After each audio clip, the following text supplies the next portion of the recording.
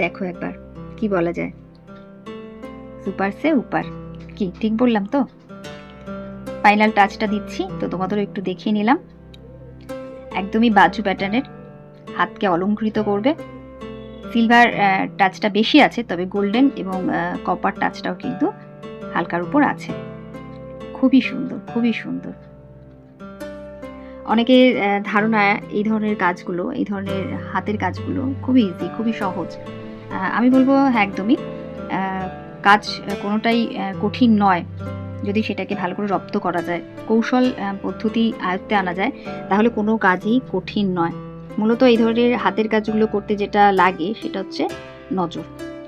চোখের নজরটা ভীষণভাবেই গুরুত্বপূর্ণ, তার সাথে একাগ্রতা এবং ধৈর্য।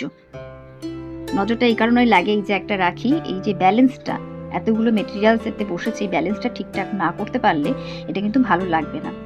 আর ধৈর্য এখানেই, যে প্রত্যেকটা রাখি কিন্তু একরকম, তো একরকম করতে গেলে ধৈর্যের ভীষণ প্রয়োজন। আর একটা দুটো ঠিক আছে, কিন্তু সেটা যখন শত শত হাজার হাজার হয়ে যায় তখন কিন্তু আর ইচ্ছা করে না, বোরিং লাগে। তো এই যে ধরে রাখা, আমাকে এটা করতেই হবে, এই একাগ্রতা, যেটা আমি কমপ্লিট করবই, এটাও প্রয়োজন।